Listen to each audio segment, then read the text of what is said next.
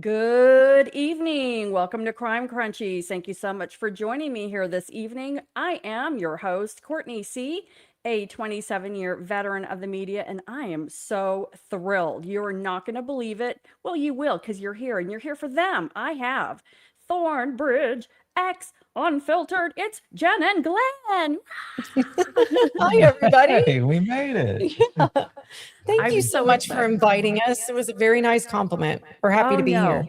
I am so thrilled. And you know what? We're going to get into some, behind the scenes stuff and just kind of learn more about you guys, which is really what I like to do in my interviews is just kind of get to know you. And then, of course, we'll talk about Nancy Guthrie.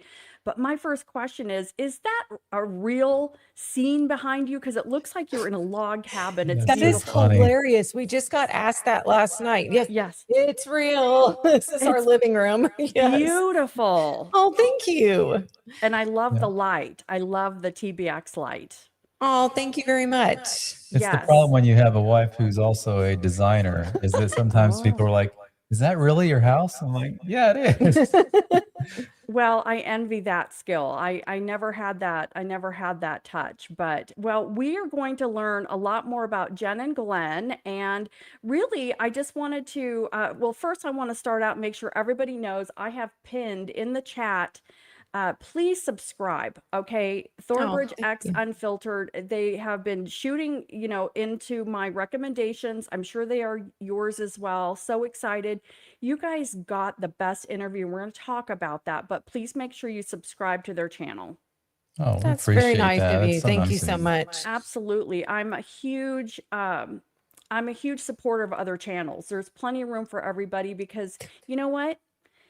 Not everybody presents the way that you really like, and everybody's different. There's plenty of room for everybody. That's what Glenn always says. He says, there's chocolate and vanilla. If we're not your flavor, there's plenty others out there. So Absolutely, absolutely. So, okay, well then, Jen and Glen, can you just tell us a little bit about yourselves? How you got started, what kind of drove you into this madness that is YouTube?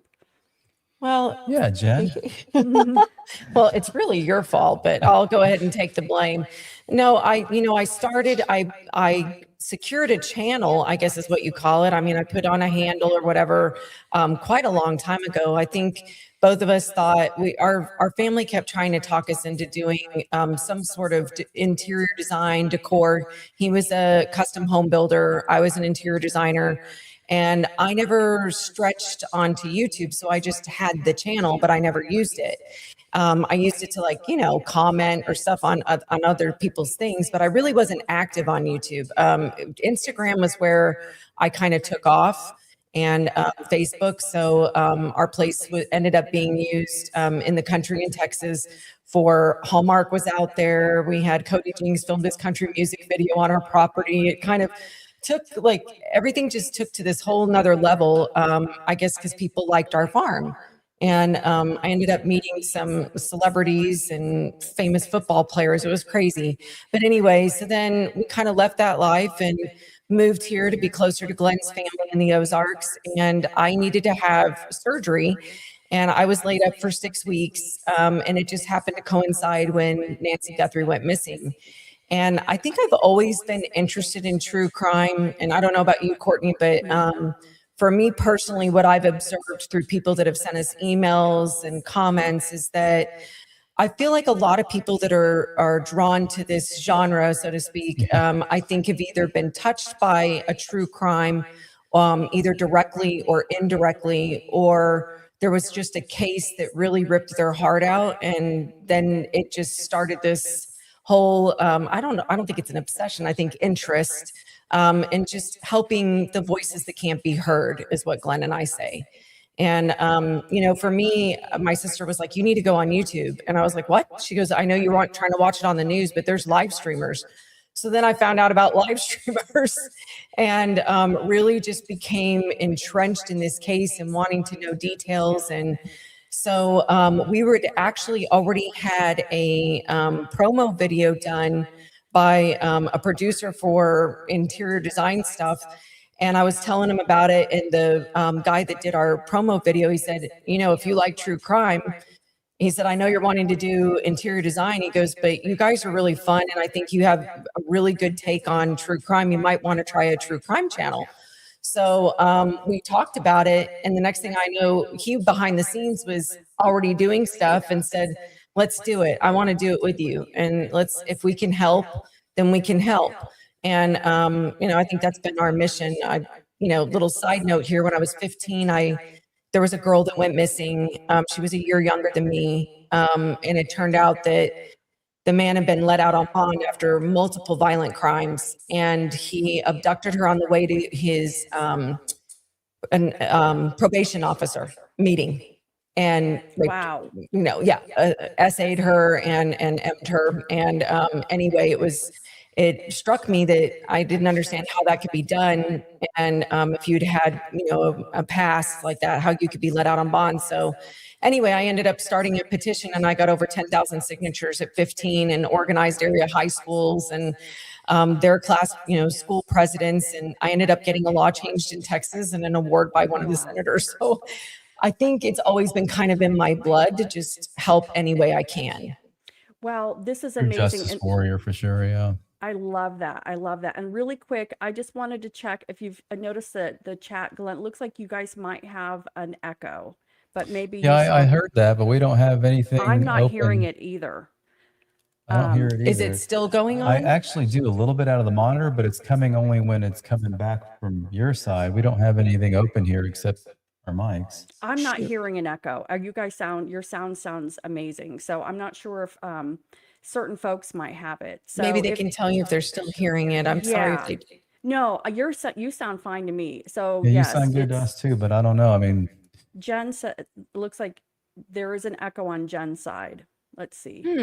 If you have something playing in the background, if you have like the channel on, it may be picking it up. No, we have no phones open or anything. That's so weird. If Glenn's microphone is better, we can even share a microphone. We don't. Yeah, I don't think so. I do hear something when we're talking coming back out of the speaker a little bit. Is that the TV on by chance?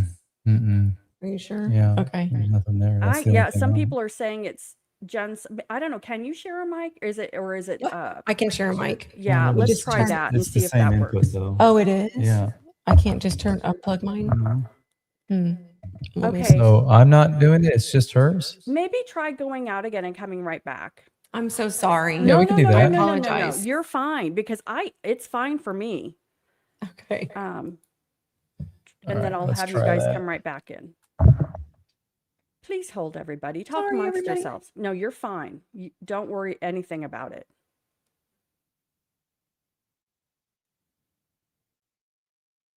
Talk amongst yourselves. Crime Crunchies and Thornbridge X Unfiltered. Doodly doo. Doodly doo. I don't hear an echo. Doody doo. Boo boo boo. Doody doo. Some people are hearing Glenn echoing, and some people say it's fine. And I had sound issues from maybe it's StreamYard because some people said they couldn't hear me last night, and then some people said it was fine. Do. Thornbridge X Unfiltered. Hello, everybody. Thank you.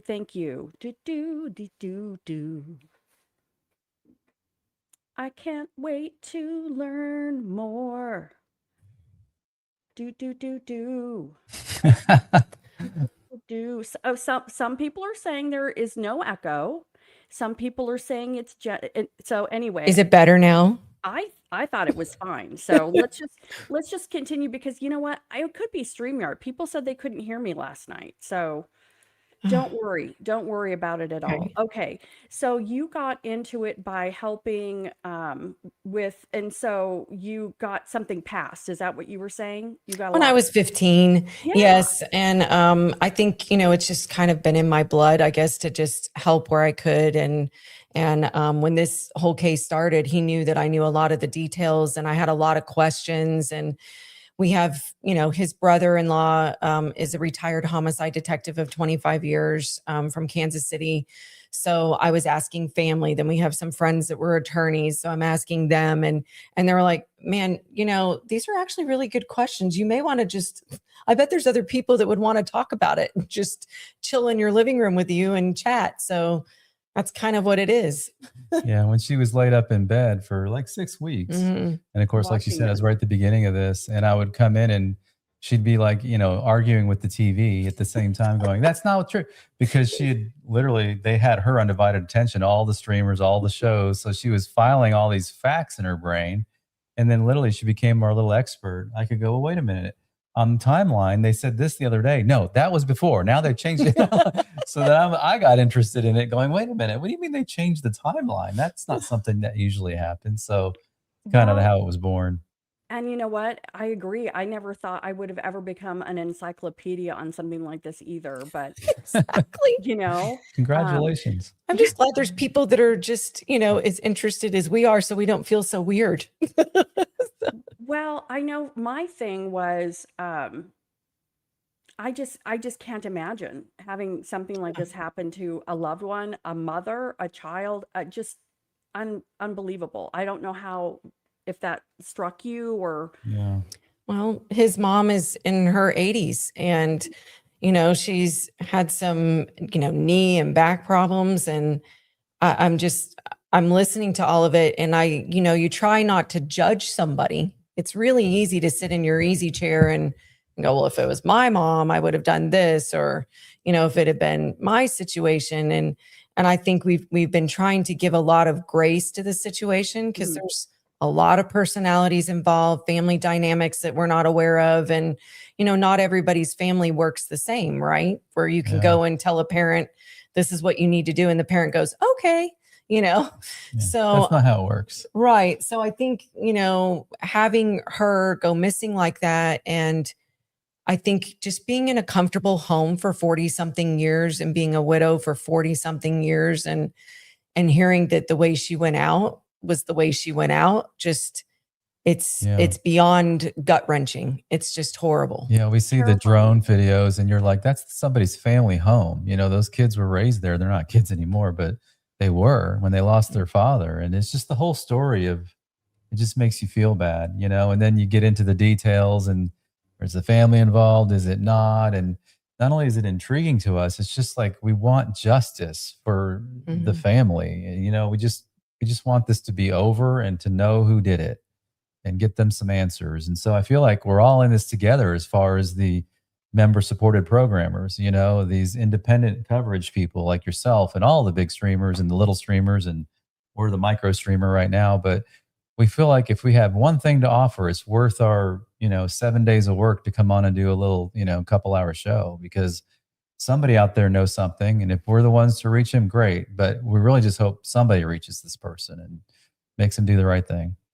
And I agree. And, thank you for the jewels. I really appreciate that. I'm very humbled. But I just think it is just beyond terrifying. It's like one of my worst fears is waking up and having somebody there. I mean, seriously. Oh my God. And okay. I can't imagine. It's just No.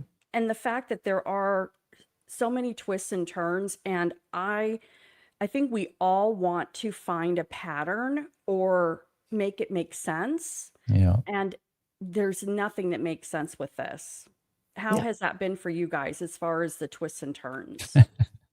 Well, I think every time I feel like It's unbelievable. I'm digging in my heels with the theory and nobody's going to be able to change my mind, then, the joke is give me 48 hours and not even 24. Just give me 48 hours and I just a couple days, and then somebody says something and I'm like, well, dang it. Now I don't know. And I think, the Mexico thing was one of them.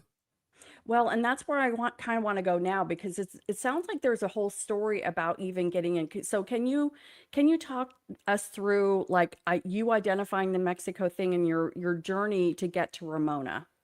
Absolutely. I think, like a lot of us, and I don't mean to make light of of what's happened here. This is absolutely beyond so horrific, and it's unimaginable. So when you're, you know, feel like you're wallowing in this quicksand of a story, it's you know, you get to the point where you feel like you're being a part of herd mentality, right?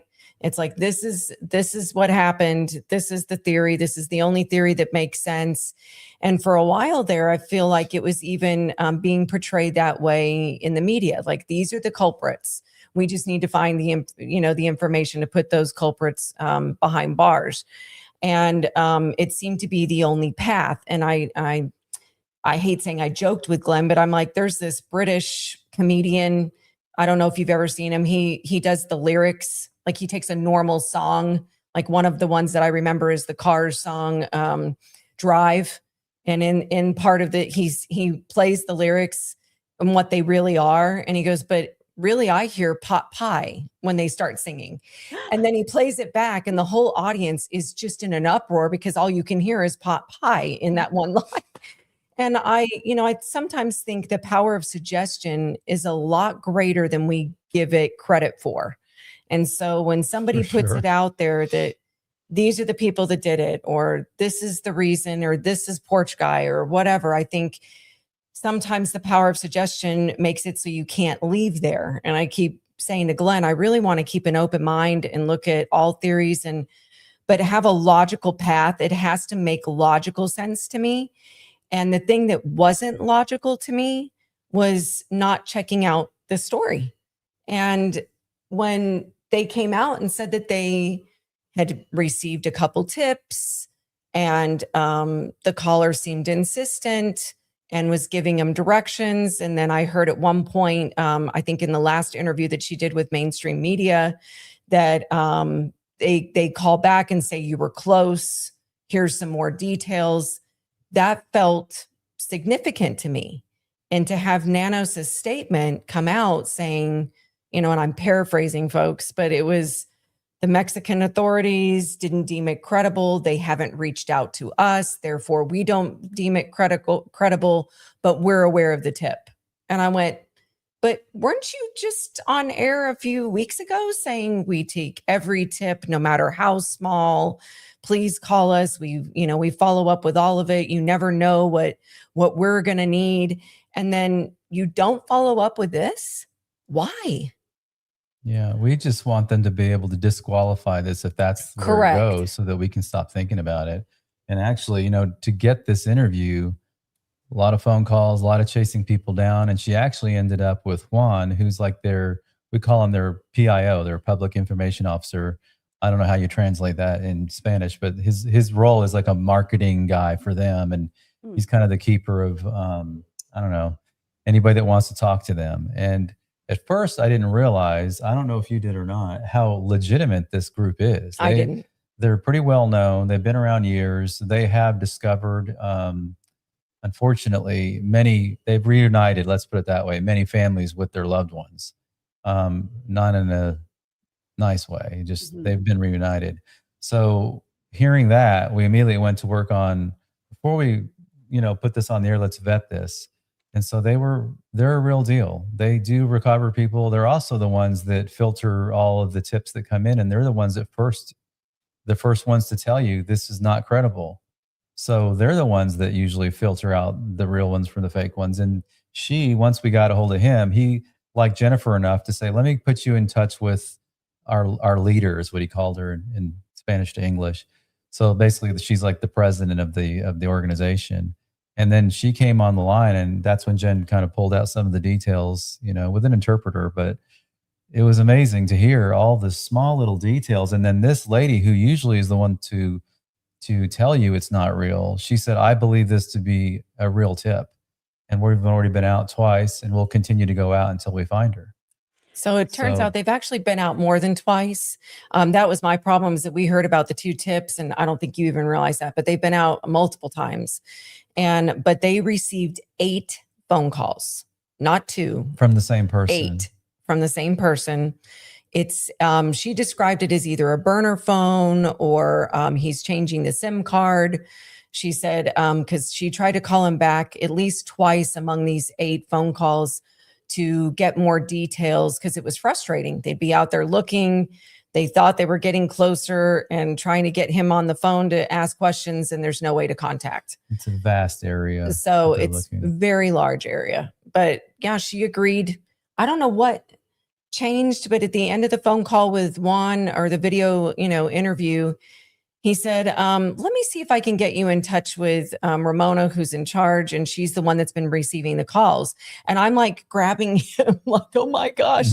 I go, that would be great. Because what he gave was pretty much what we heard in the mainstream media, which was minimal. And I was fine with that because I understood from the early part of the phone call that their mission, and they make this very abundantly clear, they're not about prosecuting anybody. They're not about turning anybody in. They don't care about the who and the what and the why. They just want to know where. They want to keep their phones ringing, and to do that, they can't worry about all that other stuff. She said we have to take anonymous tips very seriously. So my question to her was, how do you know it's her? If you find her, if you find a body, I mean, how are you? I mean, it's been, months. So we're not talking about proper identification, right? So I said, how are you going to know that this is her? And she said, well, he gave me tips on what we would find. And then she just spilled it out and my mouth was just on the floor. Well, that's amazing because we were all wondering that. I mean, everybody, and you got that information, and this is the thing. I feel like these PIOs and the media, everyone just kind of sanitizes everything. Yeah. And we get half of the truth of everything. Yeah. And, it would have been so helpful to get even a color of her pajamas, because I've talked before about Twyla with EcuSearch. They have a program called Locate that they actually called Pima County and said, if you don't have to come here. We don't have to go there. If you can get us drone images for free, we can put it in our system and give it a color if we know what she was wearing. And the AI system can go through all the images and find a tiny pixel with that color. And then they give them the lat long and then they can go check it out. And I mean, I don't know if they can work with Mexico, but I don't know if, and obviously these people are buried, but, and I also wanted to make the point that it doesn't matter if these people are, were cartel in their real life. They are somebody's relative, somebody's loved one, someone's missing them. That's kind of the point she made. And I guess naively, I assumed that the person that was calling was the perpetrator. Yeah, that's a good point to talk about, right? So I guess this is where you realize we're not detectives. I mean, I think sometimes all of us, we get very literal, right? And that's why it's been so enlightening, really, to have the little community that we've kind of curated on our channel, because there's some, I mean, just like on your channel, there's some really smart people. Yeah. And there's some people that maybe aren't as vocal in the chat that are like, I've been watching you for a while. I own a Fortune 400 company out of Tucson, and I used to work for the BLM. Like we call him Mr. Tucson because he wants to be anonymous, that has given us amazing information and insight because he actually has friends that knew one of the Guthries. So that's been very insightful as well. It's just, it's kind of interesting to see other people's perspectives and think outside the box. So when I was talking to Ramona, I said, did he tell you why? I mean, like, I guess kind of rudely, I was like, why does he care? I mean, why is he calling you? He did this horrible thing to her. And now I said, so is this about the money? Like, did he mention the money? She said he's never once mentioned money, never once. And she said she believes that it wasn't about atonement. I mean, about remorse. It was about atonement, to the contrary. So she said he doesn't really feel remorse. She goes, she believes he is part of what she called the Nogales Mafia, which according to our friends is the same thing as cartel. And oh, sorry, we have a huge deer running past our window. Cool. Hello. Hello. And I guess she said that he has repeated multiple times something to the effect of, who does this to an old lady? And We all said that. yeah. Who does that? Yeah. So then she said, I think you're misunderstanding, Jennifer. He's not the one that did it. He was paid by somebody in Tucson to just dump the body. So she inferred, it's not literal, that he just, somebody tossed her over and it's your problem now. So over the border, and it's your problem to get rid of. Here's some cash. And that was it, which was very intriguing to me, because there's so many players in and around there. And the more people we've talked to from around Tucson, this is a problem. Like, they have, people that are coming from the border that are paying Tucsonans to cart them from the border into America, as mules for human trafficking, or just import for money. It's been very interesting to me that wasn't really checked out. Well, and so she mentioned about how she felt he was a real tipster, like her experience. Did she go into that at all, or what was your feeling as far as her experience with him and her experience in general? She said that there are times that people have called. In fact, his first phone call, she didn't take it really seriously. But which was ironic that she said this, but she said, much like law enforcement, I have to take every tip is real. So we go out and search. Not Nanos, but, apparently her. So she went out and searched, and then he got more insistent and more persistent and said, you're doing it wrong. You need to be by this and by that, which intrigued me, because I wondered, how's he know? That's kind of creepy. Like, is he one of the searchers? Is he, one of the people that's guarding them, the law enforcement that's corrupt? I mean, I don't know. And she said she didn't think so. Yeah, they have their own security team, this company, this organization. And they also use the Mexican authorities also. They're there with them in case they find something, which they do often. So the authorities are there to immediately take over.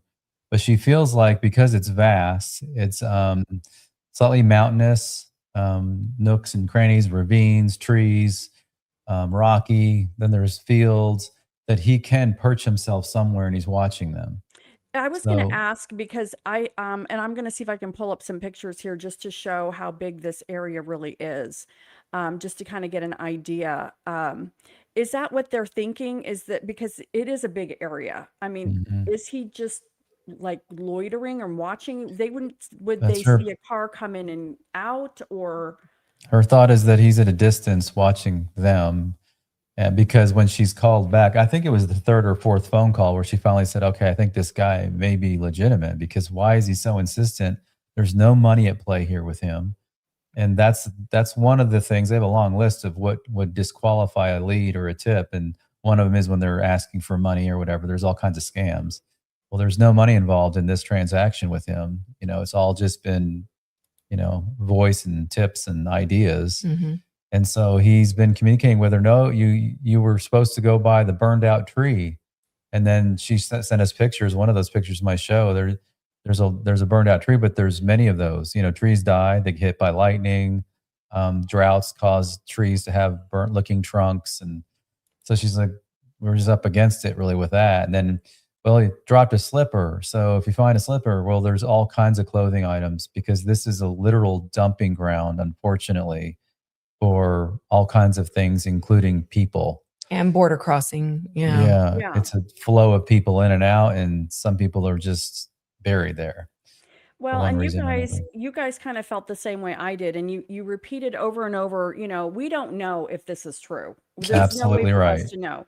But the meaning behind this whole conversation is that Nanos could have cared less, is what we felt.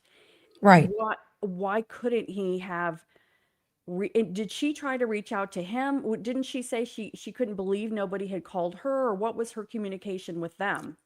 She did not communicate with them. I think she was interviewed. She got the tip out. I don't know if it was their media that reached out to, America's media. I don't know, because a lot of those like Univision and, Telemundo, all of those a lot of them are owned by larger conglomerates that are also, American channels. So I think she thought that it would eventually reach her, which it did. And she was a little shocked that nobody had reached out. So I followed up with her after we aired, after I think I want to say something. I just, in defense of myself, I guess I feel like I need to defend myself a little bit. There was a lot of people that thought that this was to promote our channel. I actually called Patriot Pride and told Adam, I don't think we're going to air this. And he said, what do you mean? I go, I need permission, like from somebody, or somebody that's either done podcasting, that has a law enforcement background, like somebody that can tell me, like, I would hold off. Like, I wouldn't, say Because that. I this wanted is- some advice. This is like investigative material. Right. Okay. And so we made the phone call to his brother-in-law, and I said, this is what they told me. And he went, yikes. And I said, I mean, I know, what do I do with this? And he goes, has that been said in any media? And I said, no.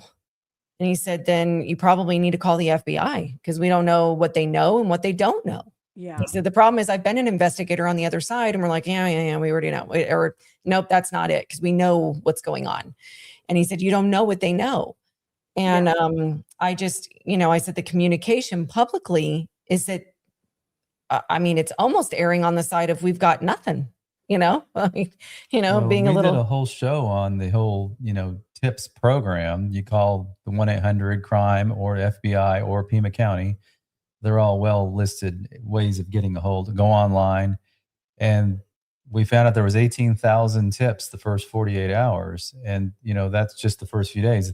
By the time it hit 35 to 40,000 tips, reporters were asking to keep updated on that, and they have not updated since about week 3. So we don't know how many more tips they have. It could be 100,000. We don't know. Now, they've been working through them, obviously, but my theory is, I don't think Jennifer agrees with me, but I feel like the tip that blows this case wide open has been turned in. It was probably turned in the first 3 or 4 weeks. Yeah. Yet they haven't got to it yet, or they treated it like this one.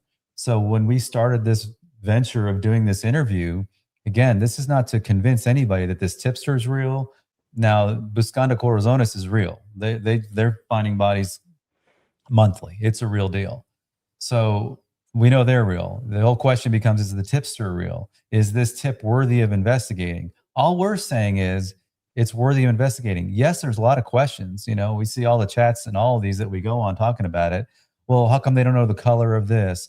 How could they know if they said she was wrapped up? Those are, the details that can be very easily answered. They said she was in a blanket, from a hotel style blanket, wrapped in a tarp. Well, that doesn't mean you don't, look or whatever. Mm-hmm. They knew the color of her hair. And some other big point here, this is where I started to go, because I was about a 50-50 if it's real or not. Sure. But again, that's not the point. If you're 2% and 98 not believing it, I believe the 2% should be, we got to go down and be able to scratch it off the list still. Oh, much less being 50-50. And to find out that this has got this many clues to it and nobody's interested in it, it makes me feel like, what other tips that are even better or worse than this that aren't being handled? So we reached out out for help. Not that that's what's happening, but it could be. Well, so right. Did you know Adam? And I want to say, what up, Adam? What up, Speaking Adam? of. So did you already know each other, or? I followed them. You did, okay, religious. Yeah. I just, our whole family's military. There's a lot of military background in our family. And I just thought that their whole mission to, create entertainment, but that supports the military and Gold Star families. I don't know if you're aware, but his nephew is Ryan King, who is a Gold Star recipient. He passed away at 19 in service. So it was just, it's a horrible story, but they thought they'd take that and turn it into something positive. So Adam started this whole foundation of Patriot Pride that helps not only Gold Star families, but also veterans, current military, if they need bills paid, anything like that. So, wonderful. I was watching them and supporting them. And he was kind enough. He saw me on somebody else's chat when I, called in or something about one of the tips, and he said on his show one night, we were actually packing for Hawaii, like, hair in a top knot, and we're throwing stuff in the suitcase. And he goes, there was this Jennifer that was just on a show the other day. And if you hear this, we would love to have you on the show. And my husband slaps me and he goes, that's you. And I was like, why are they saying your name on TV? It was just funny. So I ended up reaching out to them after that. And I was on their show a couple times just as, a panel person to discuss the case, because I guess they thought I had some good details to share and that I'd learned, or whatever, just memorizing stuff. And then I reached out to him and I said, I know this is a big ask, but we want to launch our podcast. Would you guys be a co-host for us? And we would like to do it around 4th of July weekend, make it a Patriot thing. Nice. And I said, and we would love to donate for anybody that ends up coming in. For every sub, we'll donate up to $1,000 to your foundation. So he was like, you don't have to donate anything, but I would love to help you. And it just ended up being this awesome night, and kind of kicked us off. And so when this opportunity arose, I called him and said, hey, would you guys want to co-host with us for this? And maybe, maybe another podcaster that could help us even with the Spanish. And we did reach out to another podcaster. Unfortunately, they were super busy and couldn't do it. So when I called Adam after I did the interview, or he actually texted me and was like, how did it go with Juan? And I was like, I don't know if it's really anything that you guys want to, take time away from your own podcast to come and join us for. I said, but I have another opportunity with Ramona. Let me see how it goes. And then he wrote me and said, how'd it go? And I go, uh-oh. I said, we may not be able to do the podcast, but for a different reason. And he was like, what? And I was like, and so he was trying to help me. Everybody was so kind, trying to help me get back doors into anybody else that could either possibly knew somebody direct law enforcement, or even give us advice on how to move forward with the episode if we did. And because of timing, I guess we waited 4 days and there was no response from anybody. So I even reached out to big news media outlets, like behind the scenes, letting them know this is nothing to do with my channel. I know that you've received, you've put out to the public that you have a direct contact, this is emails, everything, nothing. So I just think everybody's overwhelmed with tips or whatever from everybody else. So luckily I left a tip with the FBI. He was less than pleasant, but the tip made it, at least I hope. And then I got what I thought was kind of a smart idea and called KOLD, since they're the ones that received the ransom notes. And they were very nice. And I said, look, I've already aired it. I'm hoping it's okay. I assumed when nobody called me back, it's because they thought it was a nothing burger and didn't want to pursue it. And she said, you know what? We will turn it in for you. We do have a direct contact to the FBI. That's who we're working with. So then I followed up with her 2 days later because nobody called me back. And she said, oh, I'm so sorry. She goes, I didn't make it clear. No, nobody will call you back. We gave them all the information. And I said, well, did you give it to Pima County? And she said, no, the FBI's in charge. And that was shocking to me. And again, this is according to KOLD. And I pushed back a little bit, which I'll be honest with you, I was kind of embarrassed with myself. Like, oh, I probably shouldn't have said that. But I said, wait a minute, what? What? And she said, what? And I said, I mean, it's not that I don't believe you. I'm sorry. No disrespect. I said, but we just heard a few days ago. Yeah. That Kash Patel said we're in an assist position. We've always been in an assist position. And she said, yeah, we don't know why you said that. And I said, what? She goes, the FBI has had this for a while. That was her wording, a while. She didn't give me a date or anything. And I said, okay, I'm so sorry. I have one more question. I said, so when you get tips, she goes, we have to take it directly to the FBI. And I said, okay. And I said, I guess, again, I'm not a legal eagle here, but I'm assuming that would mean it's a federal case, which means that some form, one way or another, there was a transaction, either Derek Colella, or it's either they took her out of state. A wire, a body, something. Or it's national or international. And she goes, one would assume. Oh, she said. She wouldn't give it. They may be They may running, not know either. they may be running parallel investigations. And so KOLD's taking the stance that they're just going to go to the FBI now instead of She said that Pima they've been County. instructed. Yeah. She said probably they've by been their- instructed to give anything that comes in directly to the FBI.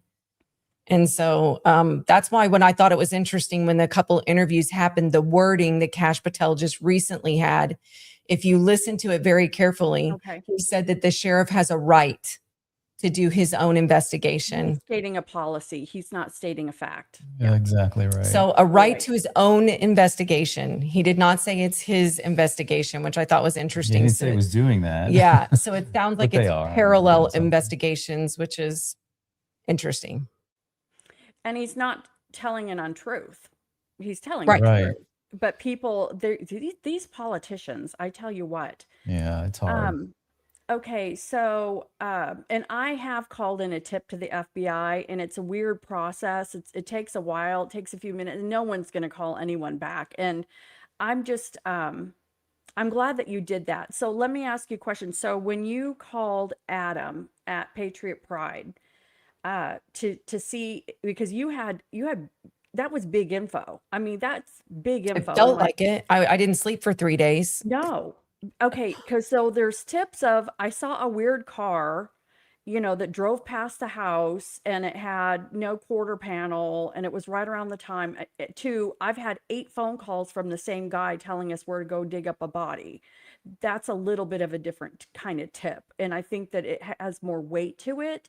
So and you said that you tried to check with law enforcement to make sure that you weren't doing anything wrong, which is completely reasonable and responsible. And you said nobody got back with you. Nobody Not one told you. person. Yeah, as people who are investigating everything that we put over the airways, we want to make sure it's all factual and, Correct. wrapped in a As little much as we theory's can. fine. Yeah. Yeah.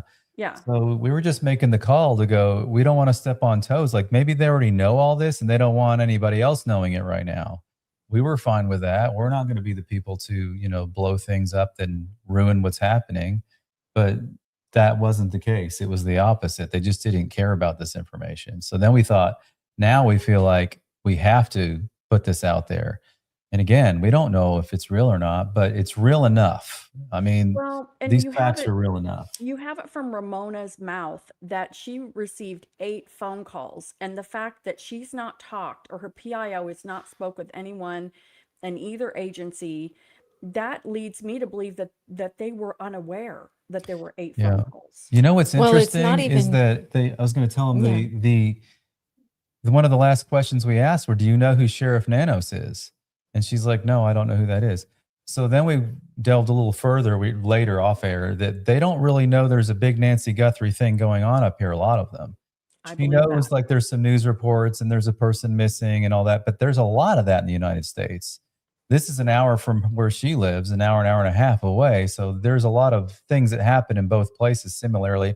In fact, there's a major route we're finding out, that Highway 14, whatever it is, that's a major human trafficking route. Bodies alive and the other way are both sides all the time. Littered, So this is littered, not something out of the like normal for them. garbage. So they're just like, hey, it's a lady with reddish brown hair. I think it's the Nancy Guthrie because that's who that gentleman's telling her it is. But none of them really know much about this case and don't realize how big it is. So that was Well- something else that I went, they're not even trying to like get anything out of this other than let someone know. Well, and for people that haven't seen the video and the interview, it wasn't just she had reddish brown hair. To me, that was like, it's in the news. Yeah, I mean, if you a saw lot her of people picture, have that, she yeah. looks like that. No, it was very specific. At first she said pantalones, which is pants. And Haiti translated it as jeans. And then I went back and I said, can you get clarification? Because I mean, I had enough Spanish that I knew that could stand for slacks to jeans to whatever. And I said, on what type of pants? And I said, because you said, she goes, well, she just said pantalones. So I just said jeans. And I said, can you ask her again? Because I said, it's kind of weird because they said that, this. So then she asked her, can you tell me what kind of pants? And she said pajama. So pajama pants. And then she said and again, I thought, shoot, maybe I led her to say that. The So leading question. a but leading that was in question. English versus. But it was in really. English. And according to Juan, I would need a translator because she doesn't know any English. So I thought maybe I didn't blow it, but still I felt like somebody could, say, oh, you led her on to that. Well, and a few days later, who knows what she was wearing. But anyway. regardless, the thing that was very telling to me were things that have never been said, which was that when they were carrying the body, that one of the slippers fell off and they didn't realize it till they were burying the body. So she would only be found with one slipper, and that she would be wrapped in a blanket that was similar, either a blanket or a comforter that's similar to those you find in a hotel. And then she would be wrapped in a black tarp on top of that. And if you found a slipper nearby, then you would know you're getting close. That was just out in the open. That's so specific, isn't it? It's a little creepy. Very Hotel specific. style. And- He could have just said a blanket, but he said it's the kind you see in a hotel blanket. hotel. So that's when I started getting creeped out a little bit. I'm like, unless he's a genius to just get attention, but why that detail? That's just insane to me. Well, the only again, detail that just want tripped someone to me look up into it. was even the slipper, because according to Savannah, if that's the correct information, that she left with no shoes. And did she acquire slippers later? We don't know, because her feet would have hurt walking on gravel. I Surely mean, they would have given her slippers eventually. Well, but to Courtney's point, that what was out in the news was barefoot, not slippers. So that was a very unique detail, and the specific color of the tarp. And I asked her, did he give any colors of the pants or slippers? And she said no. And she also said that she's also treading lightly. yeah. It's like, it's this weird, gray line that she has to tread. It's like, I need enough information, because he could go, why do you need to know? If you find a lady with a slipper and why do you need to know the color? Like, I don't know. There could be where he pushes back and then she doesn't get information, but he just keeps saying that he wants her to go back to her family, and that who does this to an old lady? Well, and I want to reiterate that the billboards that they put up were useless to anybody outside the immediate area. Even people in Tucson that live there had not heard of this story. And the billboards just saying missing and this picture of an old lady and call FBI, which no one's going to call the FBI. They should have had the picture of porch guy up there. Have you seen this? And we have digital billboards. They could have even done like a little GIF of his movement, the way he's leaning. And it's like, just not good enough, guys. Just not good enough. That's an Agreed. interesting point. I was watching another streamer. He's newer. It's Boomer. I don't know. Oh his- yeah, Boomer Vest. I had him on. Yes. Yeah. Boomer. Okay. Yeah. Well, he Yeah. had a whole thing the other day about how he solved a case with a billboard. Yes. And it was interesting because it wasn't the billboard itself. It was that the billboard was, like you're saying, worded properly. The visuals were proper, and that it had coverage from a news station. And somebody was watching the news and saw the billboard on the news channel. So the effective reach of that kind of media is much more than people driving by it. It ends up being on posters and pictures and in other media sources. And I thought that was interesting when he said that. Yes, that was the Rogers family murders, and Boomer, he might be out there just sneaking around. So Boomer, if you're on, say hi. Hi, Boomer. No, I want to have Boomer back on, and I am going to invite him back on. I know I'm diverting, but I want, because he was a homicide detective, and I Yeah, really I love want his to have, show. I'm addicted to it now. he's good. I want to have him back on and talk about what they would have walked into in her house and what a proper investigation would have been. Anyway, I don't mean to divert. So, so again, just reiterating to everybody who's just joined, I mean, and I'm with you guys, Jen. I mean, we don't know if this is real, but the Yeah. fact is it was never checked. And this is a heavy duty, this is like a tip. There's tips, and then there's like tips. That's exactly what that's exactly how I we're mean, it saying sounds dramatic, but I was nauseous. Even Adam, I think, could tell by my voice on the phone or something. He was like, checked on me. He was like, are you all right? And I was like, golly, I just feel like I have the weight all of a sudden, because there was something about it for what I feel like, we call it gut instincts, but sometimes I think it's a higher power sometimes that lets you know that. I always used to tell my kids, when your gut tells you that something's wrong, but everybody else is telling you it's okay, you trust your gut. Yeah, it felt good having those two Georgia boys in the room with us while we went over that show. It was for sure. it was a very insecure feeling. I was worried that I was doing something wrong. I was worried that, then there was, oh, you went on, so-and-so's show and you're just trying to promote your show. And I thought, gee, many Christmas, these people don't even know me. This is not about me. I even said that I'm not going to talk about it until I know if I'm okay to talk about it. And then the four of us just kind of talked about it and went, nobody's called, nobody's returned anything in 4 days. I mean, at this point, it's just, I think we move forward, if nothing else, to bring awareness that she may have a lot more details that she didn't even share with me. I think part of my instincts with calling her was, I was concerned that it was somebody trying to launder the reward money through her. Yeah. And I thought, it's somebody that's called and said, just so you know, they're offering this. If I give you the tips and you find her, I want half, and look, I don't know these people. I don't know Ramona. I don't know Juan. I can tell you in the conversations that I had with them, that's not the impression I got, but I don't know. And I guess it's not really any of my business. She made a You're good not point responsible about for though. that. She let us know that in her business, if you want to call it that, they don't get reward money, because usually there's no reward money for locating somebody's, deceased loved one. The reward money is usually in catching the person that did it. Now, in this case, we think that there's some reward money for returning her one way or the other, but I don't think they know that across the border as well. And the fact that this gentleman hasn't asked for anything, she kind of knows how old he is. She could tell by his dialect that he's from the area that she lives in. And yes, it was just, she said he had a Nogales dialect and she thinks he's in his 30s.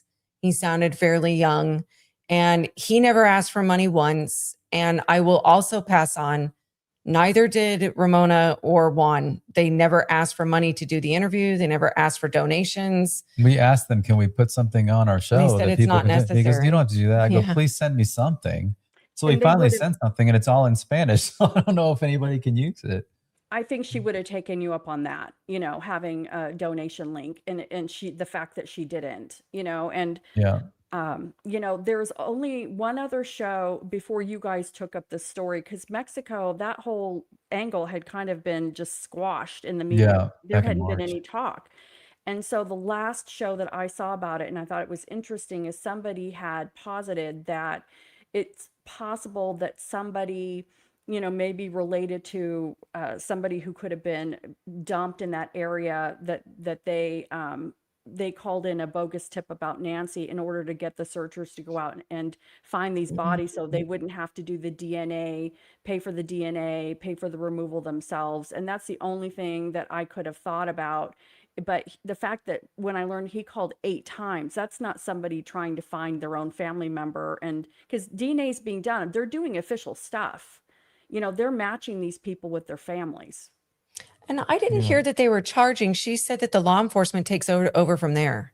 Yeah. So the DNA, they take the DNA from the bodies so that they can match them up with a loved one. So there's something, but that's not on her hands. But anyway, the podcasters seem to think that it could be somebody who, maybe the family has to pay for something with the DNA if they're interested. But, it's, who knows, but either way, and I know that you've heard me say this before, and I know you agree with this, the fact that if Nancy was here, she would be so happy that these people were reunited with their loved ones. Somebody does love them. And, but it's neither here nor there. Okay. Well, yeah, because one of their searches for Nancy turned up 20 people in one grave. So, yeah. Which is creepy, but amazing at the same time. Yes. So, okay. So is she, I remember her telling you, or you mentioning it, that she was so happy to spend any amount of time and answer all of your questions. Has she offered to come back? I didn't ask, and it's not out of a lack of want. I think part of it was just the logistics of it, getting an interpreter. And, it was funny because we were on Mark the Shark last night, and he said that he no, he was like, I'll be your interpreter if you want. And since Aw. he even offered to try and get a group to go down and help her search.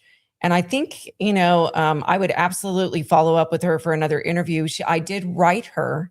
I did text her through our interpreter and ask if law enforcement, since our interview, and that was last week, has anybody reached out to her? And she said no. Yeah, I don't So think they were the most willing participants either. Jennifer has a way of persuading people. And even after all that few weeks of work, it was just they gave us Juan, which nothing against Juan, but Juan is a business mechanical side of the bit. He goes in and helps search, but he doesn't handle the incoming phone calls. And he doesn't have, in fact, he didn't have many of the details at all. He was just basically talk to Juan. So then we're interviewing Juan, and about halfway through it, I'm like, well, this is just going to be some editing time and whatever. We may or may not even be able to use it. And at the very end of it, something clicked with him and Jennifer. And he's like, you know what? Let me get you into our leader in Spanish. And we didn't understand it almost to the end. And then our interpreter afterwards, she said, he likes you and wants you to be able to talk to them. He wants you to get the proper information. So then it was a week later or so, we got a hold of her. And I could tell at first she wasn't, you won't see that on our show. She wasn't, they don't want to be interviewed. They don't want people calling them unless it's somebody that's going to call and come help. She just wanted the word out there, and we helped her get it out there. Now I think it's through WhatsApp, but they're like texting a little bit back and forth through WhatsApp because it's Mexico versus America. It's not like you can just easily communicate with people. Well, that is amazing. And I'm really hoping that something does come of this. And I do think you guys did the right thing. And I'm going to put you guys in the same category as Brianna on Crime Junkies when she released the ransom notes, read them on the Crime Junkie podcast. There has been a lot of information that has not been shared with the public that should have been shared with the public. And I think it would have been helpful if they truly don't have a suspect. This is stuff that should have gone out. They have covered up so much information that would have been helpful and maybe help speed things along. So I'm glad 6 you months did. now. It's time. I have a question for you, Courtney. I just, logically, I mean, or emotionally, passionately, whatever you want to say, I feel like I get angry just like everybody else. It's like, don't come on broadcasts and say, we need your help. And then with what? I saw Zach Peters one day, he got like irate over it. And he goes, what do you want us to do, Savannah? Call the FBI and go, hello, FBI, she's not under my bed. Like, what do you want from us? You're not giving us anything to help searching. There's no vehicle. There's no description of clothing, potential clothing. Like it could be this. We don't remember what all of her pajamas are, but, or what kind of pajamas she wore. I would, there just didn't seem to be a lot of information like you would normally. I feel like, I hate to say that, but I feel like there is somewhat of a normal and customary information that goes out. So I want to know from you, like when I stripped away the emotional, all of a sudden I started asking him more logical questions of, like I have theories now, but I wanted to see what your feeling is about the lack of information coming out. Well, I will tell you that in the 6 months now that I've been doing this, I've been down every rabbit hole. I've covered every theory, even if I didn't believe it. We've gone into it. We've talked about it. We've debunked it, blah, blah, blah. And as far as nanos, I mean, I have had many temper tantrums, I guess, just thinking about it. There have been days when I have said on air, I just can't see how they don't want this solved. I don't think the sheriff wants it solved. I don't even think the freaking FBI wants it solved. It's like, can you guys try just a little harder? I'm getting, and I've been covering her latest post, Savannah's latest post. And I feel like I kind of was a little hard on her, but people have kind of turned against her because it's they just have. it's like the people who pray and are just watching, TV from afar, you're the good people, but people who are actually asking questions. And I feel like word's getting back to her that people are looking at her family and she doesn't like that. And it's like Nano saying, call in the tips, we'll look at it, but then they don't want the tips. It's just, everything is selective. very selective. And it's like a moving target with these people, either with the information that we're getting that changes day to day. Everything's a moving target. Do you want help? Do you not want help? Right. You want help, but you don't want it from YouTubers who are actually doing something, and God forbid anyone profit. Now, you're not doing this for profit. I work a full-time job. I'm not doing this for money. We're There's not passionate. much money in this for sure. No. I And think people think there's a lot. It's like, do they No. not? I mean, if YouTube takes 30% of your, you Even know, some of the big streamers, they spend a lot more than they make, or you know, Yeah. it's just I don't know. It's not like a huge business for most no. people.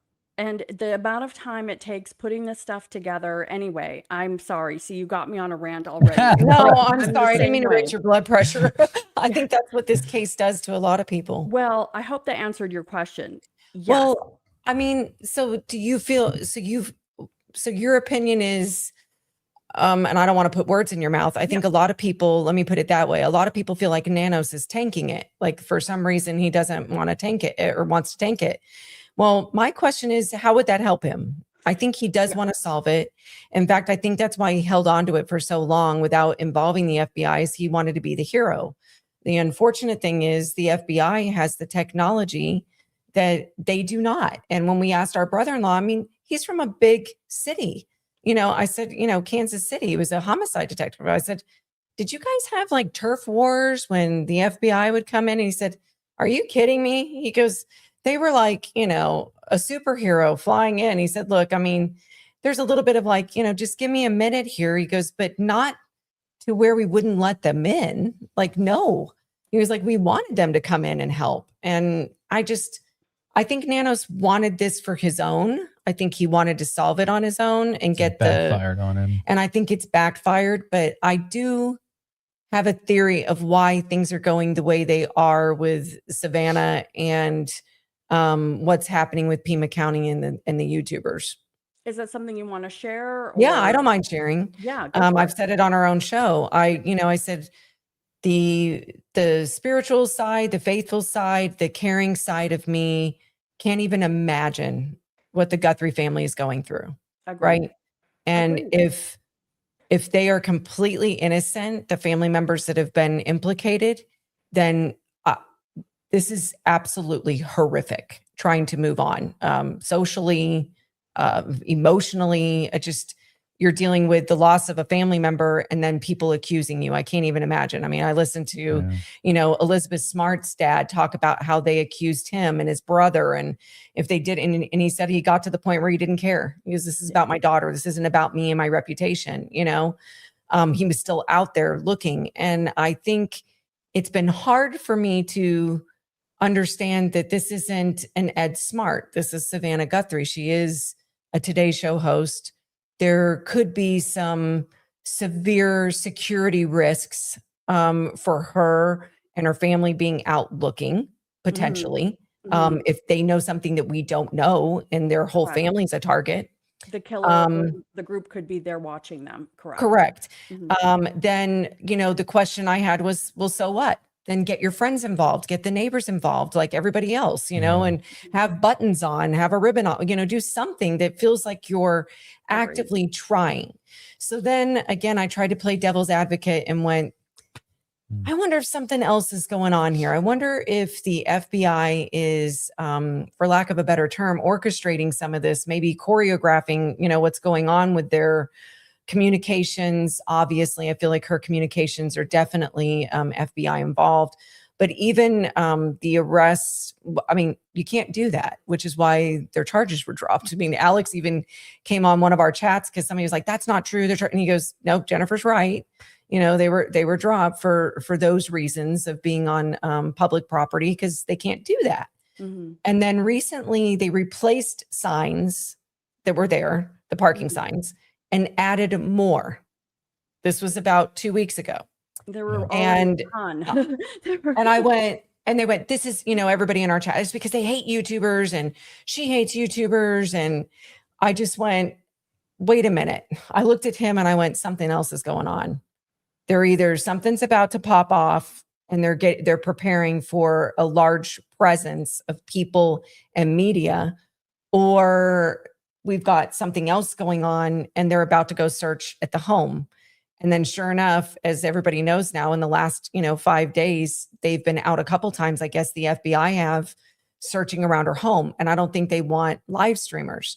My other theory is this person is a fame hog. I didn't use that polite of a word on my channel, but it's somebody who absolutely wants attention, like at any cost. And I think the person that did this, hence the news stations, TMZ, I thought it was interesting that NBC was left out of that. They didn't send it to NBC. They sent it to the other news stations. I feel like that was strategic, meaning the perpetrators in their notes. And I think that there is a high probability that these perpetrators want to look at their craft, the crime scene. And I think the live streamers were feeding that want. And if they, suffocated the want or the get, and now they only have the want, that maybe it's going to push the perpetrator out. And so maybe they had, a bunch of cameras in the trees, other things to see who's coming by. And if we've gotten rid of YouTubers, live streamers, then the only people that are going to be coming by are going to be residents and delivery people. You know what? That is really smart. I have to give you get the golf clap of the evening. Go, go, go. Thank you. I have not thought about that, because you're right. It clears up the area to see if the creepy person who wants attention and wants to, feel it and relive it and own it is there. That's really good.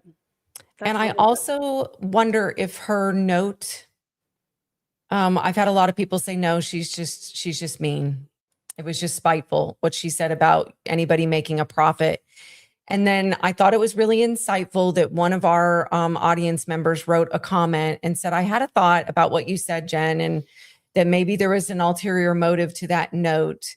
And do you think it was actually aimed at Nanos?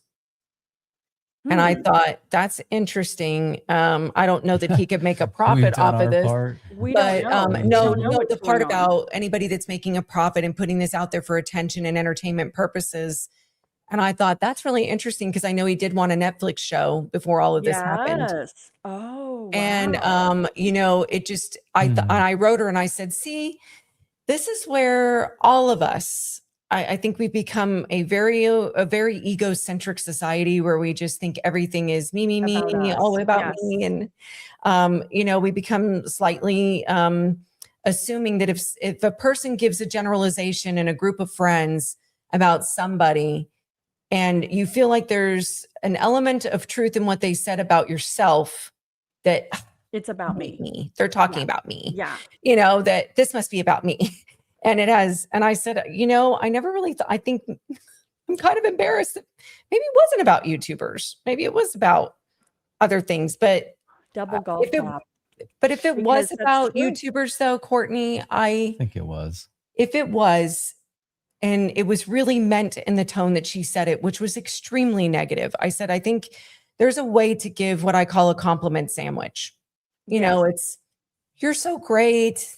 We need help. Thank you so much. We need help. Thanks for the prayers. Please don't, try to profit off of this. We're still in pain, but thank you so much, and keep searching. Correct. Then I think the end of it would have softened made you feel a little bit better about the middle. No, it just landed. Boom. But she's so she's one of those. I'm a journalist. Y'all aren't. Stop playing like you are. Dateline. They profit off of people's horrible life stories every day. And she's also a victim. So I think you got two things going on with her. I know, but it's like, are you quitting your job at NBC? No, what I'm saying is she doesn't like the streamers, because it's like what I was saying the other day. The taxi drivers hated Uber when it came out. That's true. All of a sudden everybody can be a taxi driver. Well, the journalists, all of a sudden anybody with with an internet connection can take over their job. So of course they're not going to be happy about it. So she's living in that world, and now she's living in the world of being a victim on top of it. She's not going to say nice things about it. Well, when she should be, because all we're trying to do is help find Nancy. And wouldn't any missing person's A family logical want to, person you would do know, that. live streamers talking about their missing Please, child? I would be begging for it. Yes. Well, and you know and I shouldn't say it's not my job, but you know, doing this, I want to go in and analyze that and break it down and look at it from, you know, four different dimensions of what she could be saying, and you just added a fifth. And I went to bed last night and I'm like, you know, I feel really bad. I talk a lot about the family speculating, you know, being involved, because at this point we don't have a suspect, and 92% of, you know, statistics show it's someone in the inner circle, but I don't want it to be the family. And I feel really bad, you know, even speculating. And I don't even want to think of her as being, you know, kind of snobby. I don't want to say those things. They're ugly things. I don't want to, because I feel so bad about what they've gone through. But you have to look at it from an unemotional, you know, aspect. We need to talk. If it's out there, let's talk about it. Let's talk Right. about it. And the reality is they had 4 Mhm. searches. The reality is their car was gone for 30 something days. You know, there's a lot of reality that circles them. And if they are in fact cleared, then why did you go on 5 other stations and say no one is cleared except NBC and say they're victims? Correct. You know, it's setting up a lack of trust in the public, and your viewing audience is not Mhm. trusting you. No So when you consistency. say no one is cleared, no one is cleared on literally 6 other broadcasts except for NBC's, we're not dumb. You know, we start going, what does that mean? So if you really are truly clearing them, then the FBI needs to be at your side saying the family is cleared, which is what we asked his brother-in-law about, and said, Yeah. you know, That's interesting. What'd they say? he said, the FBI hasn't cleared him. I said, no. And he goes, then they're still on the table. And he goes, and here's the awful thing about it. He goes, I used to get people knocking on our door. You need to clear our family. You said that you don't think they have anything to do with this. And he goes, they're not my clients. My client is the victim, the one that doesn't have a voice, the one that's deceased. My problem is them and getting justice for them. My problem isn't your social circles right now. And if it's going to hurt my case, you know, clearing you at this point, when I don't have all the facts to clear you and I don't have anybody under arrest to clear you, then no one's cleared. And unfortunately, to your point, Courtney, we actually found it to be a worse statistic. For anybody 65 and up, it's actually less than 1%. It's going to be someone outside, like random. It's Yeah. in fact, it's usually, they got very specific in the study that I found. It's usually the son or the grandson that does it to an elderly. And it's It's a usually, if male. it is an elderly person, it's usually an elderly female. And it's to either release themselves of responsibilities for caretaking, or put the person out of the way to get to what they want. Financial Yeah. reasons. Yeah.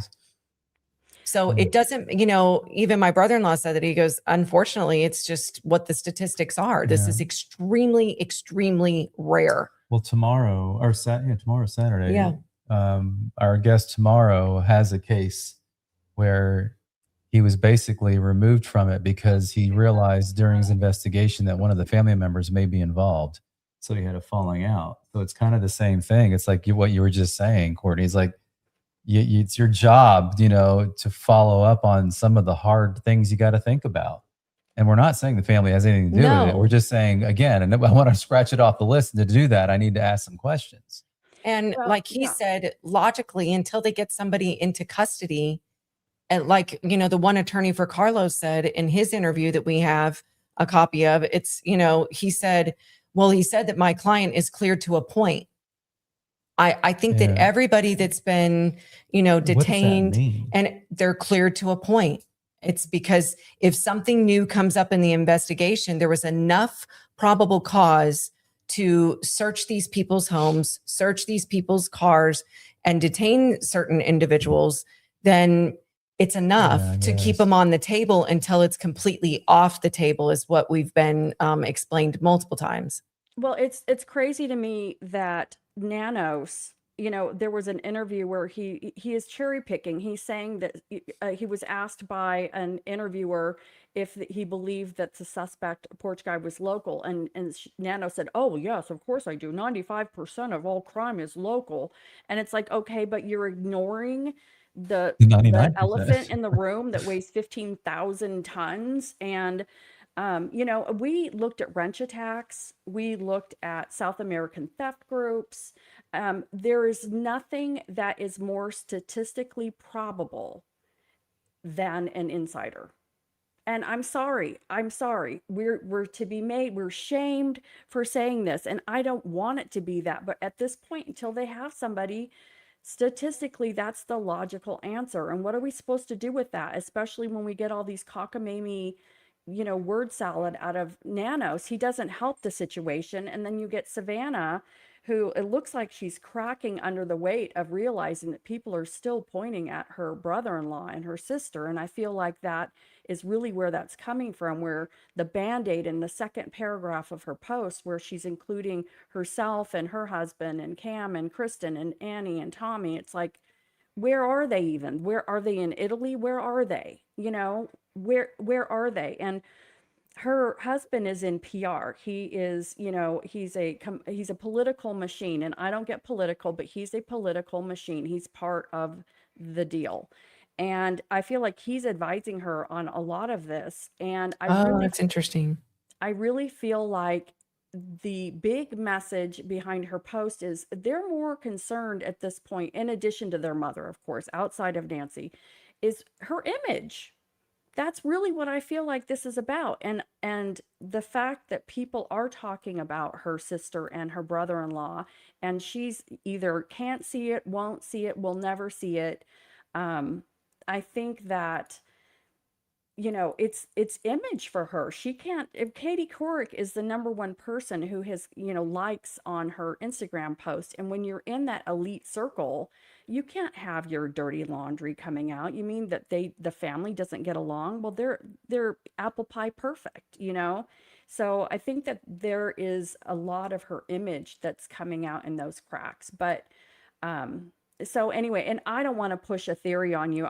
I don't know what your theory is. It's just at this time, the speculation on my part is it could be the family, and I feel guilty about that, even though. Well, I think nobody wants to believe that anybody could do this, any human being, even a stranger. I mean, it's disgusting.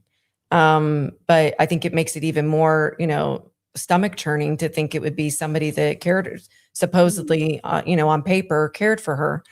And I think that something important to share is that Brian, his brother-in-law, said that it's not even just family that is usually, like I said, it's usually the son or the grandson, which I thought was interesting. It's statistically, it's either that or 1 degree of separation, which I think is what a lot of people have been saying. When you have an elderly person, which is something I've shared, my grandmother had a caretaker that came in that was just helping with bathing and things that my grandfather couldn't do at some point. And we would all, as a family, pop in and make meals or do whatever. But, my grandfather was fully capable of caring for the home, but he was not capable of lifting her anymore and doing certain things. So we had a caregiver that came in that was from a company, and she stole her jewelry.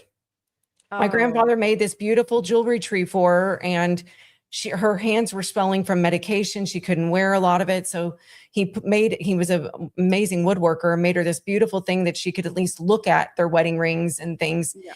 And we trusted this woman. It was the only other human being that was coming in and out of the house besides family. And one day she didn't show up and all the jewelry was gone. Oh. And it was just, you hate to think about it, but there are people that have background checks. Yeah, but going to that 1 degree of separation, that's kind of where my theory is. It's the pool guy, the new roof she had put on, and not it was those people. It was someone, maybe they went home and said, I got to put a roof on Nancy Guthrie's house. Who's that? That's Savannah Guthrie's daughter. And then the word gets out. Mother. Or Annie's connection to the group of derelicts that she worked with. And still does, apparently, with her art, for the not homeless, they're fine people, for the people that we're not on our show. It's not unfiltered. You need to be nicer about it. Well, to filter down the nice people that she does art with that are used to being incarcerated. You know, one of That those was people rude. knows who No, she is because they know her well enough to, you know, be doing art with her and stuff and crafts and whatever they do. That's where I'm kind of at. It's someone that was pretty close to the family or knows them. I don't think it was so random. Oh, obviously, I don't think it was random, but I also think that there's some very strange things, and I don't want to take up more of your time. We could talk about it later, but there's some things about even the crime scene that I've bounced off of family. And they're like, oh, I never thought of that. So there's just some weird things about the crime scene that didn't add up to me, which is why I think I got obsessed, because I felt like we were being given a story and this is the story and we're supposed to believe it by what we were shown. And the story didn't add up to me. okay, So give me the elevator pitch of the crime scene. I mean, unless you guys need to go, because I've no, got no, time. we're totally fine. I just didn't want to, take up more of your time. No, I'm fascinated. I want to hear. Because if you go with, let's say this is peripheral, that this is somebody else. This isn't Savannah. This is just strangers. We don't know these people.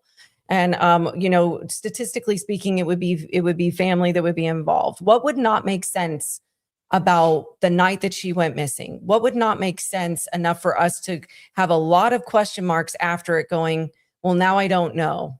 Like, we need to look into this more.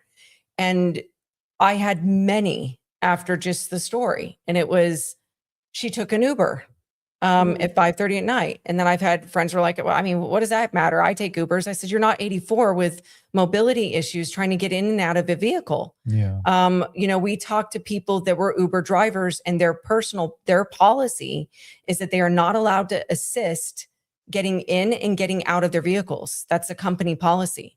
So if you have an elderly person that has issues like we have to help them sometimes so that they don't fall, get their canes properly out, help, lift them out and get them stable so they can walk on their way. That seemed odd, especially being 10 minutes away. And it's like, well, maybe they were making dinner. Maybe they were busy. I'm like, then I would have said, give me a minute. We're just, so what? We'll eat dinner late. We're coming to get you. We're not letting you ride with a stranger. Now let's add that Tucson has high crime. It does. It has high crime. So now you're putting an elderly person into a car that can't defend themselves. But again, does that make you someone that's going to, take out your mom? No, it just had a question mark for me. It's not something that we would do. So then I'm like, did they not have another vehicle? What if they borrowed her car? Mm-hmm. What if they borrowed her car and said, you need to take an Uber to our home and then we'll drop you off? Yeah. And when we bring you home, which kind of all of a sudden I started thinking about how the tires, I said it from the beginning, other podcasters have said it. I think a lot of us have noticed that the tires don't line up with the divots in the granite. And we know because we had a granite driveway, a decomposed granite driveway. And when there's rain, moisture, it gets almost like spongy. It's hard as a rock when it was, hot and dry in Texas, but a few rains in and it became squishy. Well, come to find out, there were rains right before that. And so she'd been driving over it and she parked in the same spot every time. And that car was not lined up with that big divot that had been not once or twice that had been made from continuously driving over one spot. So that seemed off to me. Well, I thought her car was in the garage. Right. Yeah. And when you look at it in the garage, it's not lined up with that mark of if you were to drive in, it's not lined up with that. The tire, like the black from the tires? No, like if you look at the actual placement of her vehicle, it's further over to the right than if it was moved to the left and lined back up. Like 30 feet from the garage door, you can see the grooves in the granite driveway. It's like crushed stone. You can see the grooves where it's been over the 50 years. The car's been parked. But the car is actually to the right of that now, where it is now. So Jennifer's question is, why is the car not parked in the garage where it normally is? Because that's not one or two cars, and she's the only person that parks in that garage from anything I can hear. She had one car. So it just seemed odd that the car was slightly right adjacent, not lined up. So I'm like, I wonder if somebody else drove the car in. Somebody else drove the car. And then that made sense to me with the garage door timeline, because all of a sudden they shut the door in 2 minutes. It was up and down in 2 minutes, 15 seconds up, 15 seconds down. There's no way that they're letting her outside, get outside of the car, shut the car door, get her situated, then click the button. And then she barely walks in up this ramp and whatever, and they're just shutting the door behind her. I mean, that would be something like out of Saturday Night Live. Are they just kicking her in the garage and shutting the door? I mean, Get out. that's a little weird. And then the interview from the night before, Nanos was asked by the reporter, where it's like literally in the dark. This is the day that she went, was reported missing, the night of. And they said, so who saw her into the home? And he said, her kids. Because at that point he was saying her kids. And she said, so they saw her into the home. And I'm like, were we talking this? Yeah, because Or they're did not you- walking her in for 2 walking her minutes. in? And he said, yes, they saw him into the home. And I went, well, so they walked her in and just shut the door behind him with a car That does waiting not make outside. any sense. It didn't make Yes. sense. And then somebody else said something which I thought was very astute, is that it's constantly come up that potentially Miss Guthrie left her doors unlocked, right? Her back door unlocked. She would leave her door repeatedly unlocked. And he said, this is Mr. Tucson. He said, so let me get this straight. Somebody who's lived on their own for 40 something years with no husband is going to a dinner at her daughter's house and is leaving her entire house unlocked, unsecured. He goes, she may leave it unlocked while she's at home. Mhm. I don't see her leaving it unlocked to leave the home unsecured. And I thought that was a very good point. He said, and I don't see somebody coming home at 10 o'clock at night and not unlocking a door. I know my mom was like super paranoid about everything. We couldn't be in the house without the doors locked. So that seems weird to me too. I don't know. There were a lot of question marks. And then Yeah. we had two people, including myself, that thought we remembered hearing that her phone was left in the car, which seemed a little odd. But then it didn't when I thought, oh, if somebody brought her home. So there was just a lot of questions I had that had question marks. But again, to your point, if there's digital evidence that they have that could clear the family, once and for all, I just wish the FBI would come out with Nanos and just make a statement. But the only statement that I've ever heard them make was when a reporter said, will you talk about the family being cleared? And they said, no comment. Yeah. Well, and the thing is it's really basic to leave your phone, and especially with cars. I've been highlighting Joe because he's one of my OG viewers, and he emails me, and he's been on this car thing. He's like, there's something with the cars, there's something with the cars. And so he's so excited to hear you talk about the tire marks, because I've never even heard that. But if there's a used car lot involved, it's very easy to get one of the older cars that don't have a brain in it and to leave your cell phone at home. So it's, and who knows For the lock porch them. guy, you mean? Yeah, or even if the family came back and forth and we're doing things, there's a big question about that. And who, anyway, you're right. No, I think that's brilliant. Well, and again, it's like, we're not accusing anybody. It's just unfortunate that if they're completely cleared, but then That's for clear. crying out loud, why don't you just, put Savannah to rest, put these people to rest so they can go back to their jobs and, officially clear them. It just, even Brian said that there have been times that they have come out publicly and said this person's off the table. And it's because he said 9 times out of 10, it was digital evidence. Like there's a massive alibi right here by digital evidence. Can't even talk. So yeah, it's just unfortunate. I think it's caused so many rifts, and then for her to sound ungrateful to YouTubers and listeners, like you said, like you have listeners that may not be YouTubers, but they're audience members that are participating by donations or whatever. I mean, maybe not to your page, but to others. And they feel like they're helping, the live streamers that have gone out there and searched and, desert heat. And Well, I don't know. I think It's just YouTubers, unfortunate. I think YouTubers are not just the podcasters or creators. We are a community. I feel like we're all in this together. We're all talking through, and people, correct each other and like, well, no, this angle, that angle. And I do think it's because we genuinely care, and people are turned off by her doing that. And and I said this, hurt people. It's just easier to go to anger. But And you're no, right. I think You're that's right. brilliant. And so, and I wanted to get into, because you do have, you have Bill on tomorrow. And really quick, I just wanted to make sure everybody pinned in the chat is Thornbridge X Unfiltered, their YouTube channel. Please make sure to subscribe. They go live Thank you. twice a week, of course. And I'm trying to find, let's talk about this gentleman, Bill because Garcia. we've seen him before and he seems like he was onto something. And so can you talk about how you found him, you know, and that whole conversation, so we can kind of queue up this August 8th, tomorrow night, you guys are going live.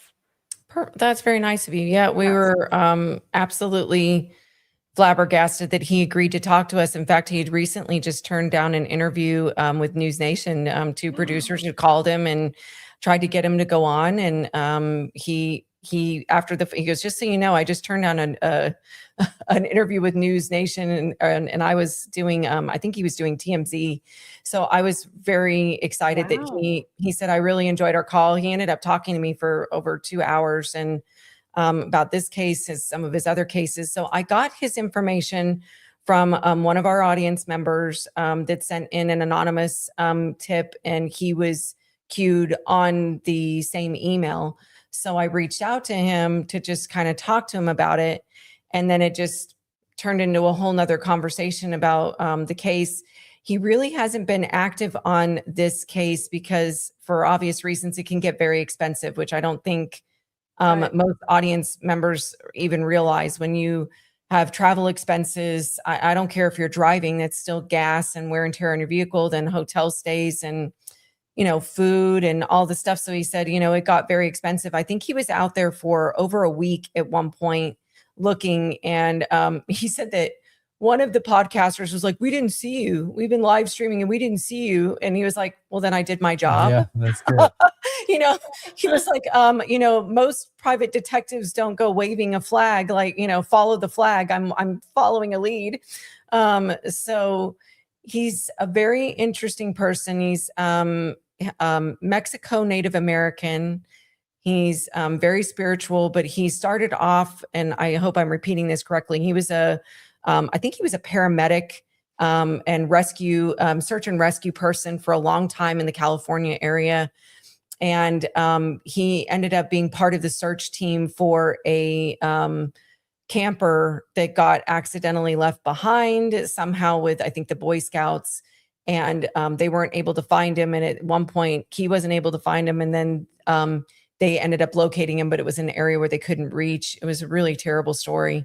But something about that case, I think, if I'm speaking correctly, I think kind of inspired him to start doing this independently from an organization. So he went and he worked for a bunch of different companies. So he was involved with the Scott Peterson case. He actually was the detective that found the concrete that matched what Scott had used in that case. He actually has spoken to Scott. He talked to him in prison. He's been involved in a lot of really interesting cases, and one of them we'll be sharing on our show. I found a clip of it on Unsolved Mysteries.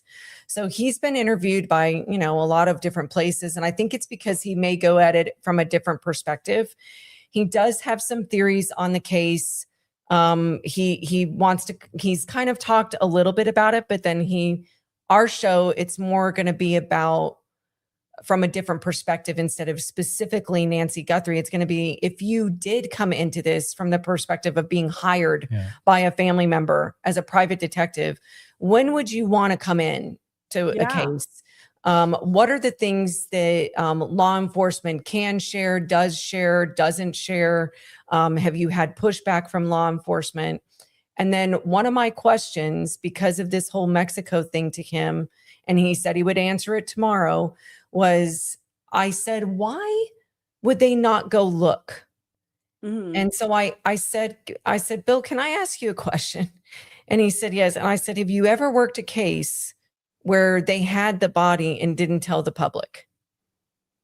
I said, because that's the only logical thing I can. Yeah. I mean, why wouldn't you go? I just. Well, and he's done a lot of work in Mexico. Yeah. himself. So he knows how to work across the border very well. Connections, all sorts of stuff. So Yeah, are you like opining that they could I mean, is that the only reason why they're not looking? I mean, yeah. Yeah. so he said that he will go over it tomorrow night. And I Okay. thought, and then when he left me cliffhanging, I'm like, then that Mm. means there probably has been cases. And I thought, I want to know more about this. I want to, So I think there's a lot of things that emotionally, passionately, we are all angry about, and we think we know what's going on. And I think there's a lot of strategic things that are happening in the background that are being choreographed, for lack of a better description, by law enforcement strategically, not only to protect the family, but protect the evidence and protect their opportunity to catch this person. And if they catch the person, that they can absolutely take them to the full extent of prosecution and nail them. Yep. Because no prosecutor wants, no DA wants to bring this to a grand jury and hear it's not enough. No prosecutor wants to bring it to court and have some highfalutin, defense attorney come in and blow the whole case apart before it even meets a jury. And Alan It's like, Jackson, I've already predicted that Alan Jackson is watching this very carefully, because if they get it, he's very high profile and he would love to take this on, I'm sure. So from the old Karen Reed. I think there's a lot of things that may be happening that we don't know. And that's why I'm trying to give a little bit of grace. I'm not Absolutely. excusing the behavior. I'm just saying, if somebody's character and persona on TV is so loving, so caring, so kind and spiritual, then what is the reason for the extreme departure from her normal persona and character? And that makes me wonder if it's on purpose. Well, my theory of, why this could have been something that, A had been involved in is, being the older sister, the tall, blonde, beautiful sister who was a cheerleader, sorority, went on to be an attorney, has the wealth, the high politically angled husband, the beautiful kids, she's America's sweetheart. And then the brother who flies jet fighters and, is now with an airline making, money, money, money. And she and Tommaso are at home doing all the dirty work, all the hard lifting, counting the pills, cleaning the toilet, doing the laundry, getting the prescriptions, going to the doctor, carrying her in and out, lugging her groceries. And you've got everybody else who just, Miss America is just so sweet, and yet she doesn't take care of her mother at all. And it's like, how can I just rip her up the back? And you know how I'm going to do it? I'm going to send the ransom note to the competitor of the TV station she worked at, and she doesn't want her dirty little secrets aired. So let's send it to TMZ and let's make this global. And let's do it right before she's going to the Olympics, where she's prepped for 2 months, memorizing everything. And let's just make sure everyone knows she's just not the nicest person in the world, and reveal, reveal, reveal. And so anyway, that's my rant. But No, I think you're right, Courtney. I think there's a huge, potential resentment. for that.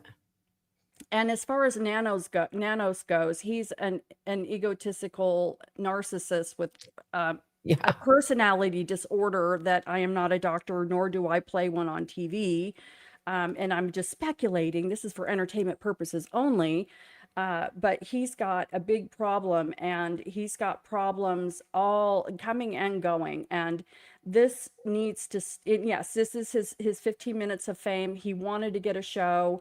This is the biggest case he will ever see in his lifetime. He's on TV. People can't wait to get to him, and they're calling every day. He loves it. He's lapping it up. And he doesn't care that he's not in control.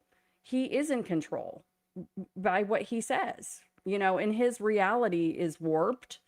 But I think he's got a screw loose. So yes, you're absolutely right, and I think we agree completely. So Yeah, the only other possibility, Courtney, that I threw out there at one time, I even asked Dr. Brucato about it, and he said, that's interesting. which I would take that as winning. Yes. But I said, what if the expose that she did in Tucson, and she went to her sorority, and she went to the college, and she went up to her old job, and what if there happened to be somebody that she was in class with and was a competitor, like I guess, I don't know if it's a competitor, but somebody that was like neck and Rival. neck with her, Yeah. through college, and sorority sister. well, or somebody that was in, law school with her, or at the news station with her there in Tucson, and thought, that was supposed to be my job. Yes. And then she comes back, and all these years later, and it's this expose on her, and the whole town is turning upside down for Savannah Day. And maybe it ignited some bizarre, extreme breakdown.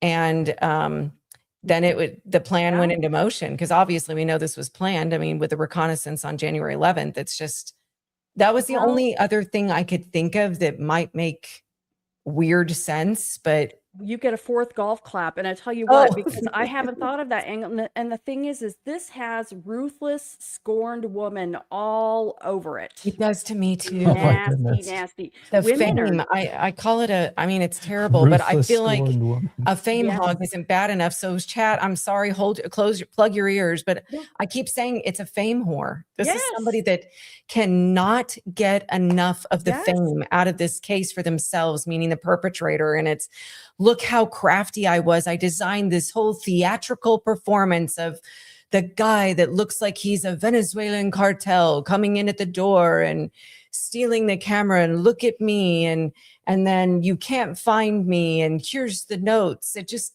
I joked the other night, and it's not funny, you guys, but I feel like it almost feels like something out of a soap opera from the 90s of, Victor Kiriakis planning the abduction. And, it feels so theatrical and put on, and the TMZ involvement, and it's just weird. I think I have to say, I'm sure that I've not heard anybody talk about a female rival from college. That is actually really, that would fit the bill. Or the NBC station from Tucson, it's like, that was supposed to be my job. Like, who knows? It feels that way. That's the word, rival. It feels like an extreme rival, whether it's, sibling or adjacent, it's and very female odd. Energy, a lot of female energy, and it's weird. The whole thing's, it's weird. It's weird. It's a disaster.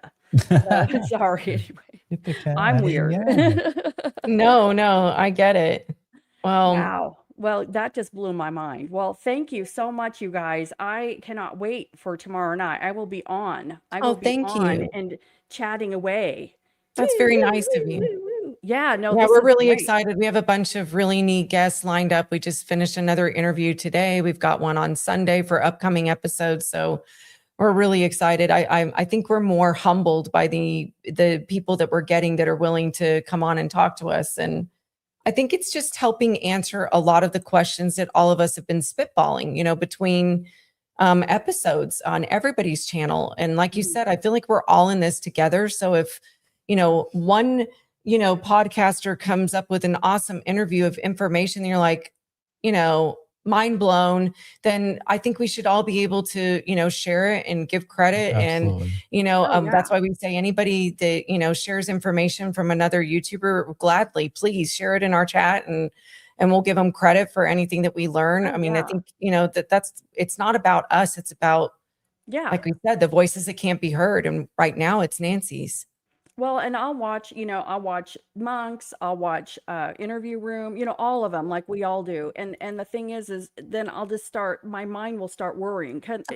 Your mind is worrying as well. And it's like, well, we haven't talked about that angle. Let's talk about that angle on the next show. Let's look at this. And I want to use critical thinking. We need to think outside the box. We can't just go with the narrative. We have to, and so that's why I loved, all your ideas you brought up, because it's like, let's get away from the norm. Let's think about something and let's see if it ties in, and let's look at it from a different angle and lift it up and twist it around. And so, Well, yeah, thank you for no, saying that. Well, I don't know how old you are, but I'm a Gen Xer. He me is too. too. Okay. And I feel like it's so interesting how society has changed so much from just even the 90s. Yeah. I guess the 90s is a long time ago to some people, but it doesn't feel that long to Yeah. me. But Mm-mm. it's very strange how we were taught, even in elementary school, to critically think. We were given a question and asked how we felt about it. We weren't told how to feel. And I feel like so much of society now, including, TikTok and all the social media, it's telling us how to feel. You should be angry about this, or you should be this. And I feel like we're not being, asked, like, even, don't you remember the days of Dan Rather and Pete Jennings, where Yeah. they would put out the information, but they would leave it up to you, the audience, to decide how you were going to feel about it. Mhm. Yeah. They weren't telling you that they were pissed off. They were just telling you the information and letting the audience decide. And somewhere along the line, we lost that. And I think Everybody became opinion makers instead of, news tellers. right. And so I think there's a real opportunity with independent journalism, independent, I don't know what you call it. What did you call it? Independent coverage. Independent coverage, to really bring that back. Like, we're just going to give you the facts. We're going to, not really take sides here, because there really isn't a win in this, is there?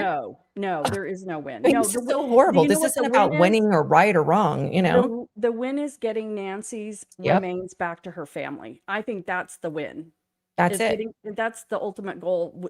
That's what I hope to see, is her remains returned to That's her right. family. And, I don't look at one podcaster as, winning because they got more information. It's like, thank God, let's Mhm. just get this out there where, Gabby Petito was found by independent journalists or independent coverage. It's, there's so many other people that are missing, I think, that wish they had this kind of attention. And, Yeah, it's ridiculous that people should be talking about it. We were the only ones talking about it from, like, I think it was April through July 2nd. YouTubers were the only ones covering it. So And- I told our audience, look, I said, Glenn and I personally were a little affected by the letters. He was trying to take, the high road on it a little bit more. I was feeling the passion coming through and the anger coming through. And I think because I had invested so much of my time, in bed watching it, and, I just felt like it was an investment into prayers, faith, love, all of that, going towards that. And to hear that, it just sounded gross. And then I said, you know what, we're just going to take the high road. This isn't about us. Mhm. And I think negativity is just as addictive and poisoning as positivity is, so one way or another, we're going to get addicted to something. So I thought, let's just be positive. We just keep doing what we're doing. Well, being Yeah. famous doesn't make you smart. And Yeah. in her case, it's on full display. That's all I'm going to say, is that she's terribly misguided. She should be screaming from the rooftops, thank you, more of that. Not what she is saying is I totally thought the she was going to opposite. do it at the memorial. Well, she that could have was turned her around and agreed to opportunity. people. That was her opportunity, just to say thank you to everybody. And Yep. Have some pizzas don't know. delivered so they don't Something. leave. Yeah. We don't know. Maybe we don't understand her world, and and that's fine. We Or don't- what she's being told to do. correct. That's also I true. think she's definitely being advised. I think the FBI, and I think her husband having that PR firm with crisis management, I think he's helping her as well. And she may be leaning on anybody that has a sliver of her brain, because she probably doesn't right now. No, I just no. can't even imagine trying to And be a normal human being with this How going would you on. know how to act? I No. mean, Not done it before. no. I mean, I've seen extreme absolutely. stress in our life at times, and I just know that, you find your cell phone in the fridge. It's like, you start feeling like you've got And not on Alzheimer's, purpose. and it's like, whoa. It's because your brain is literally, it just Yeah, can't. I It's too agree. much information. So I'm trying to give some grace, but I'm also trying to hope that maybe there's something being orchestrated, but I just no matter what, let's just all stay positive and not focus on that negative and just keep doing what we're doing. We're going to stay the course. Absolutely. Well, I hope that we can collaborate again. I wish you guys nothing but the best luck. Thank you. And, you To know, you as well. yeah, absolutely. So let's keep in contact. Absolutely. And everybody. And we're go both give- Midwesters. So it's Yes, it's great. exactly.